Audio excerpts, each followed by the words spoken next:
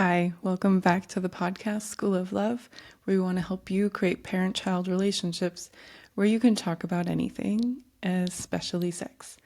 Today, I feel like in this episode, we really have a treat for you because it was a treat for me to get the chance to talk to these two ladies, Megan and Mary Flo from Birds and Bees. It was a treat because they have so much experience. Mary Flo, over 30 years, has been teaching parents how to talk to their kids about sex. And Megan has joined her and also has so much experience. And this is one of our shorter episodes, but I feel like you can get so much from it. We talk about so many really important topics, like how do I start this conversation? And like, how do I talk about pornography? Or maybe I haven't started this conversation and my kid is a little bit older. How do I start now? And they have so many great tips. So I hope you really enjoy this and listen in. And please stay till the end. I give you a code to their online course that is for parents to learn how to talk to their kids about sex at birds-bees.com. And yeah, you can get the code. So yeah, please just have fun listening and enjoy hearing the wisdom of these two ladies.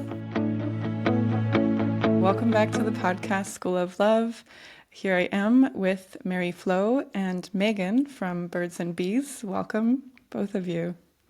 Thank you, Amelia. Thank you. We're so happy to be here. Yeah, so we were just talking, you guys are in Dallas, Texas, and have big families. Can you say also for our audience, is that okay? Sure. Certainly. We have 3 grown children. My husband Dave and I have 3 grown children, and they're all married. And they made it very easy on us. They each had 3. So we have 9 grandchildren, and ages 18 months to 14 years old. And I have 3 kids, not quite the brood over there, but 3 kids, 11, 9, and 6. Mm-hmm. Yeah. So kind of close to your kids' ages. Mm-hmm. That's especially the time where we're having these conversations, birds and the bees. And yeah, could you explain, I don't know who's better to explain, but how did Birds and Bees come about? Well, in 1986, I started on a journey of trying to answer my children's early curious questions. I grew up in a family where the word sex was never said, nothing was ever explained. It didn't feel dark or mysterious or bad. It just felt nothing. Like there was a blank page in that part of my upbringing. But I had loving parents. And so anyway, when my children started asking some curious questions, I thought, can I tell you? I don't know. And I don't know what it would sound like if I did. So I just started on the journey of trying to figure out what should I say and when should I say it. And that led me on a path of really considering, is the talk at the preteen age really the best solution to that when they're 5 and saying, how is that baby getting out of there?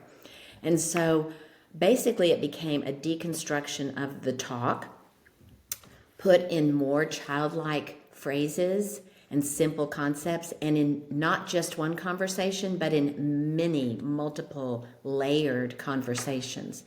And that just worked better for me to answer when they were asking, and to also have in front of me where I wanted those conversations to go. The strategy of the Birds and Bees is that as parents, you're now taking control of these conversations and moving forward. What is the main thing you want your children to know about sex if they're growing up in your family?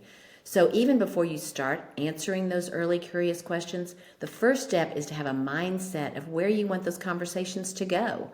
And that way you pull vocabulary from your values along with the basic biology. So it's not just the basic biology, but you get to infuse your children with your values at an early age.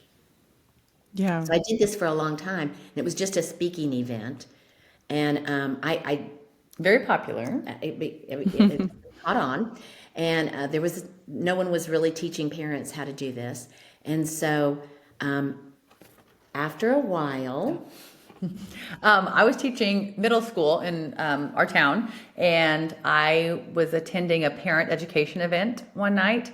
I didn't have children of my own at the time, but I was kind of entrenched in the lives of my preteen students. And so I was just listening to the things that they were saying and talking about, and thought, when a flyer went out, said, "Parents, learn how to talk to your kids about sex with Mary Flo Ridley," I thought, I would like to learn about this. Yeah. And then Mary Flo Ridley was a mother of a good friend of mine. And I thought, Mrs. Ridley, I didn't know you did this. And so I was even more excited to attend this event. And so I went that night and sat in the back, and I was just kind of taking it all in through the lenses of a middle school teacher. And I left that night with so many notes and just this sense of, oh my goodness, everybody has to hear this message, because it was just so impactful, and it was so simple, yet so fresh and new, of like, wow, everyone's got to do this. Everyone has to speak to their kids like this. Middle school could look so different. Marriages could look so different. We're just not speaking about this in a healthy way. And so I just left, kind of looking back now, that was just the beginning of this little heartbeat of, everyone has to know this. Everyone has to hear this. And at the time, I did not think that I would become the next Mary Flo, or help her share this message. But then many years later, we kind of got back together again, and I had 2 kids of my own at that time, and we decided to partner together. So I started training under her teaching, and we both would just kind of split the events and speak all over, and then really all over the country in the United States. And then right before COVID, we decided to record our course and make it an online option. And we did that, and then COVID happened, the world shut down, all of our speaking events got canceled, and we just had to figure out kind of what to do next. And then about a year of getting our bearings in COVID, I had 3 babies at the house and just kind of drowning a little bit during COVID. So once I kind of got out of that, we decided, okay, let's just dive into social media, and let's kind of reach the parents where they are. And that was Instagram. So now we reach parents through Instagram, which is, I think, probably how we connected with you. And then our online course reaches parents all over the world, which is pretty cool. It's very cool. So Megan really took this on Instagram. She's so great at that. I just brag on her, because she was really so good at really demonstrating to parents, this is what it looks like just to say a few words. Because many parents didn't get a conversation from their own parents and don't know exactly what that would sound like. And she voices that for you. She gives you great scripts. Totally. Yeah, that's how I came in contact with you as well. And yeah, my mission has also been to just empower parents to have these conversations. I've just been learning about it this past year.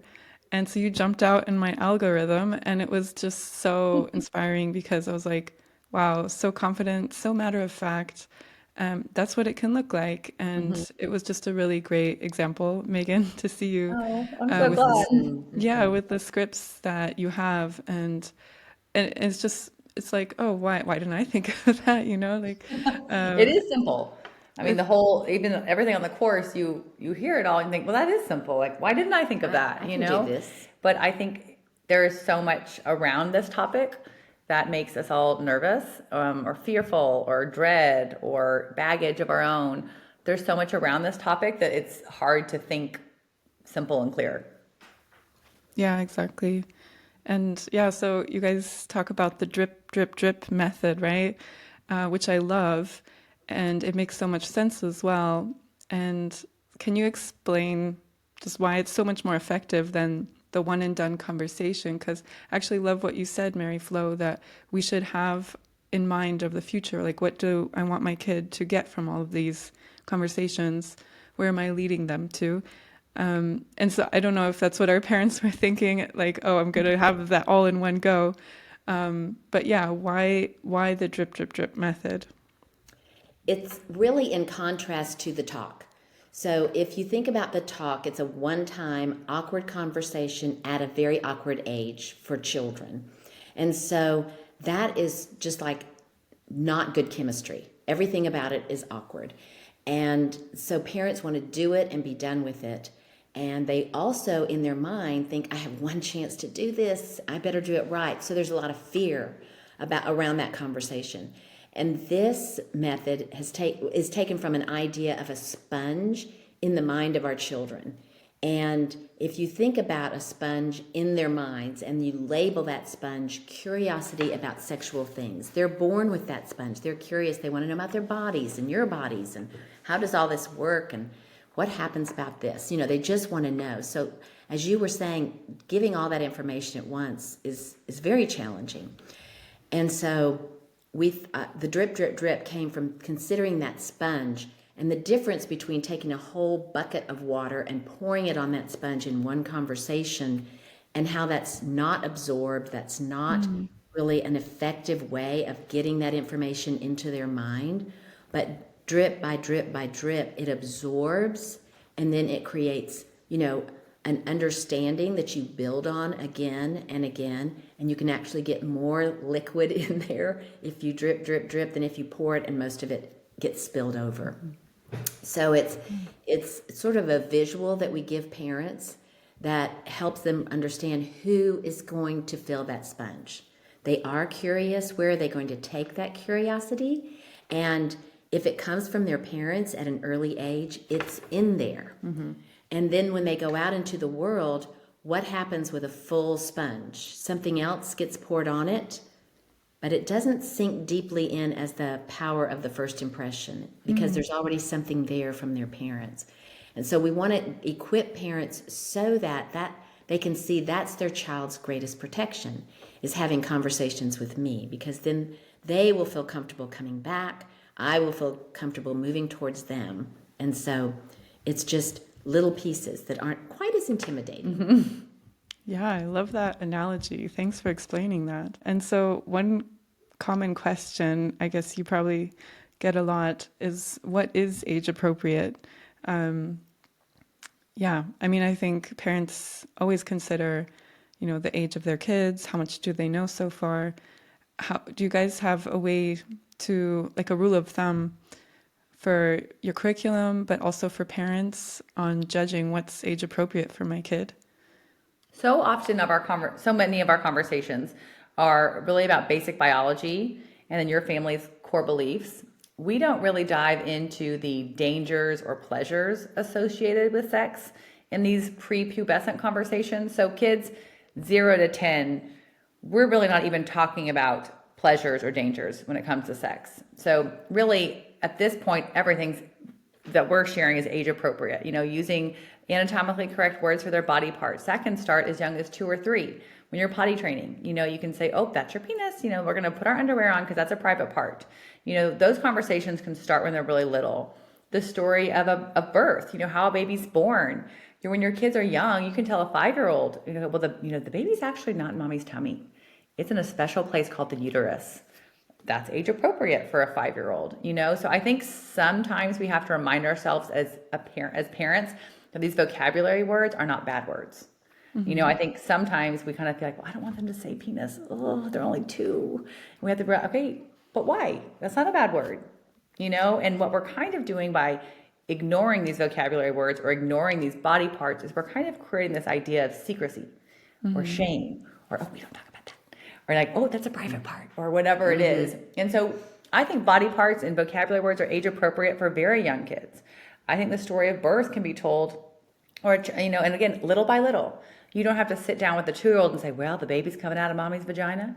And then we're doing, little by little, it's like, well, the baby's not in mommy's tummy. It's in this special place called the uterus. And then they get to be 2 or, 3 or 4. The baby comes out between mommy's legs. Isn't that amazing? At 5 and 6, the baby comes through the uterus through the birth canal. There's always ways to build on these conversations to make it age appropriate for what you think is appropriate for your family. Something we really try to encourage parents to understand through these conversations is that not to get focused on age. That's something that we want, I think, as parents, particularly in this day and age. We want to do it right. We want the perfect age. When is the best time to talk to my kid? And we always say, okay, if we said, you know what, we've done a lot of research. And if you can do this at age 11 in 2 months and 3 days, all your listeners would get out their phones and write it down and set an alarm and boom, you would crush it. You guys would be like so good at this. But it doesn't work that way because not every 11-year-old is the same. Not every 6-year-old is the same. You have 5 children, I think. Well, 4 at the moment. Four, sorry, I don't want to step out bounds here. You have 4 children, but your youngest is probably doing things or seeing things or in conversations or listening to music or going to bed at different times, bathing, I don't know, maybe the same amount. But the reality is the youngest child is kind of living in a different world than that firstborn child. My oldest is 11 and my youngest is 6. And I think so often about my baby who's 6, thinking like, wow, some nights he goes to bed at 8:30 or 9. When my oldest was 6, it was like, I don't think she saw 7:05 ever. Right. It was like bath, story, bed, every single night, no matter what. And this third one, you're like, but he's 6. He's still awake. He's still in the, why are you awake? So I think it's important for us, for parents to realize this reality is that the ages don't compute across the board, right? They're all different. So this 6-year-old is different than this 6-year-old and this 6-year-old because our families are all different. And so the question is, what is age appropriate? I think as long as we're focusing on the basic biology and our family's core belief and kind of going back to what Mary Flo said of where do we want these conversations to go? If it's a faith-based conversation, am I incorporating phrases like God's design? If I want them to be concerned about their health, am I talking about how, certain things work? So looking for opportunities to have these conversations that are age appropriate. So I think under 10, which is really kind of the age we try to reach, I would argue that all of these conversations are appropriate. Even topics like pornography and abuse, all those things, we break it down into ways that are age appropriate. And I think it goes back to the drip, drip, drip analogy that Mary Flo shared, because it takes that pressure off for us as parents. Say, well, I have to explain all of this to them right now. It's like, well, you don't, but you can start explaining it here at this age. And then when they get older, another drip, another drip. So I would encourage parents to not get so hung up on, can I say this? Can I not? And just view it as find your voice on this topic and start looking for opportunities to speak into this and let your kids hear your voice. Mm-hmm. And simple phrases about pornography when they're little would sound like, we have to be careful around screens. Mm-hmm. Just like we have to be careful around swimming pools or parking lots or ovens, mm-hmm. That there's potential for danger here, but we don't bring a dark voice to it.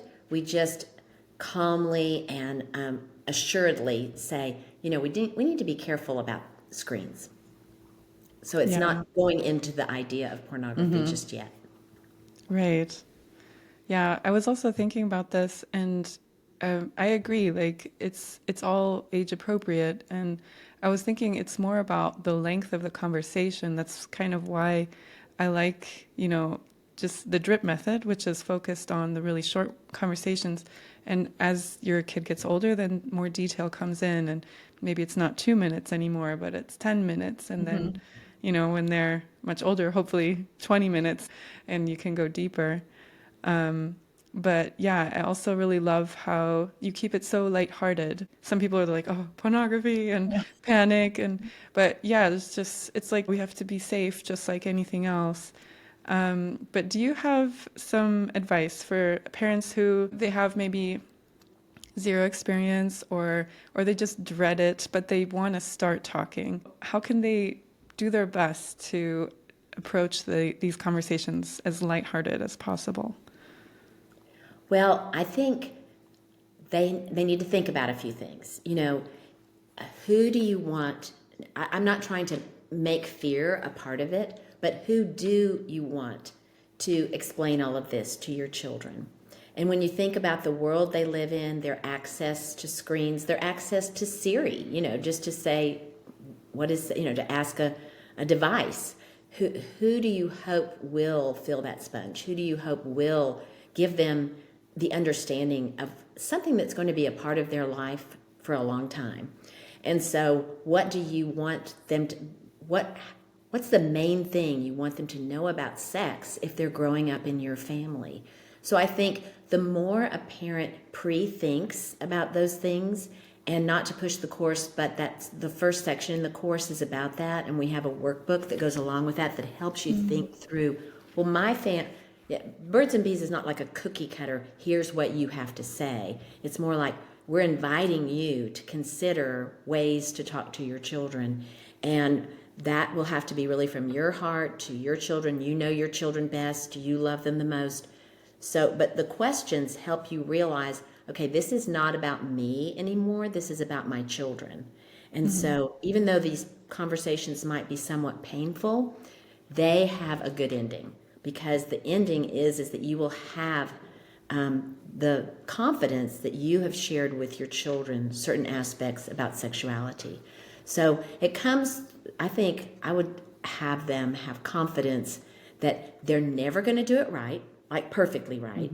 They're never going to, like, they're going to have to go back and say, can I do that again? Because I did not like the way I explained that. And they have permission to do that. This is conversational, this is growing, this is organic in a way. And so it's not going to be perfect, but it will be their voice, their heart. And once they start thinking along those lines, like Megan said, they'll see opportunities. Look for opportunities. Your neighbor across the street is having a child. You take them a meal, you talk about birth, but you don't. But it's just part of your normal upbringing. It's springtime, things are growing. You plant seeds. You observe nature where you have it. So they just kind of spring up. And then once they see that you're okay to talk about all this, they will more easily bring you their questions. And they just see you now as a trusted, safe place. Because I think kids can really take after our tone that we put out there, so we want to speak in matter-of-fact ways, but our tone of voice can be calm too. I think we can share a heaviness with our children. We say, oh, sweetheart, I want to talk to you about something. It's very serious. And it's like, oh, okay, here we go. But if these conversations become the drip, drip, drip thing, and your question was, how do we encourage parents? I would say just start. We always say the story of birth, that's a great place to start, because believe me, telling how that baby gets out is a lot easier than how that baby got in there. So start with that. Look for, have you ever wondered? That's a great phrase to start with. If a kid's not asking questions, or you feel like it's time for them to know it's a good age, but you're not looking around at any pregnant people. Have you ever wondered how a baby's born? Well, it's your birthday coming up, and I want to tell you a little bit more about the day you were born, because, it was just one of my favorite memories. Now, if it was a trauma-filled birth, maybe, modify a bit. You don't have to play the video, but I think look for opportunities. I think birth is a great place to start. Body parts is a great place to start. Seeds is a great place. There's so many little conversations we can have with our kids that not only help them see us as a trusted source, but also as parents gives us the confidence.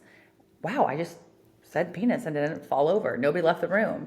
Or I just told them that the baby came out of my vagina and nobody is screaming. Like, okay, I guess we're doing this. I think it gives you that confidence as a parent too, to be like, okay, I'm doing this. We're on this journey. We're doing it. I think that is part of the attitude we want parents to have too, is I can do this. And that is kind of the message we really hope to send parents, is you can do this. If not you, then who? And if you're not talking to them, then who is?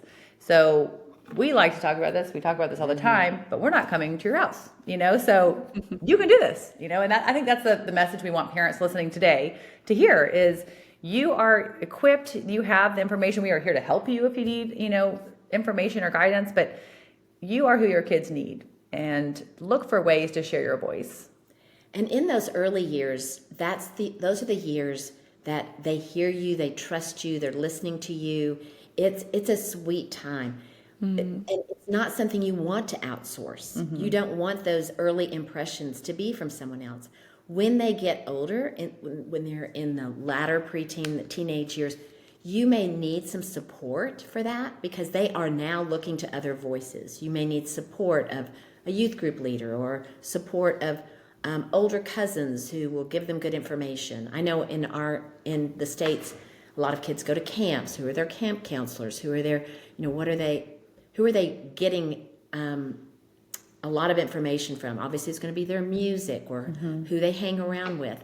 But you can't go back and have a first impression again. So the things that you put in there, no one else can really do that. So it can't be an outsourced thing in those early years. We don't think that that's the best way.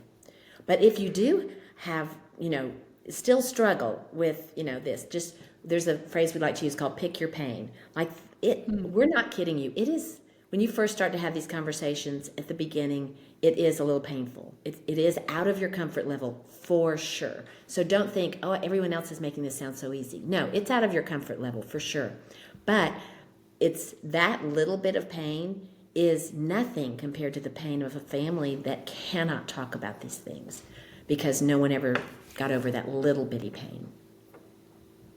Yeah, I love what you said. Like you referred to it now, but also before that it has a happy ending, painful beginning, but happy ending. So I think that's really great for us to all keep in mind that even though it's uncomfortable, but with time, it becomes less uncomfortable. It's just practice and learning something new. So yeah, thanks for explaining that. And I wanted to ask, like, when we don't start so early, our kids do hear things and might then already themselves feel uncomfortable just listening. I mean, you gave a few suggestions of, getting in touch with other, like, older sort of brother and sister figures that they trust or uncle and aunts. Do you have any other tips for parents who are maybe starting a little bit later? They didn't start when their kids were young and just willing to listen to anything. The sponge is already full of different sources. We'd say you want to have to go back a little bit and figure out what's in the sponge. So maybe ask a couple of pointed questions. And the message we share a lot is sooner is better than later, but later is better than never. So if you're sitting here listening and you're thinking, oh my goodness, I have an 11-year-old and I've said nothing, or wherever you are, obviously it's way easier to start when your kids are really little. But if you haven't, it's not over. They're still in your house, they're still in your car, they're still around. And so the conversations might have to be a little bit more direct. And so I think give yourself some time. You don't want to go back and say, okay, I just listened to this podcast, and so get in the car because I've got a lot to tell you. That is not what we want. What we want you to do is think through, just going back to the beginning, like Mary Flo said, what do I want them to know about sex? Where do I want these conversations to go? So do your homework first, and then give yourself a time, maybe 6 months, okay, between now and when you go to camp, or now before you go to junior high or middle school or whatever it's called.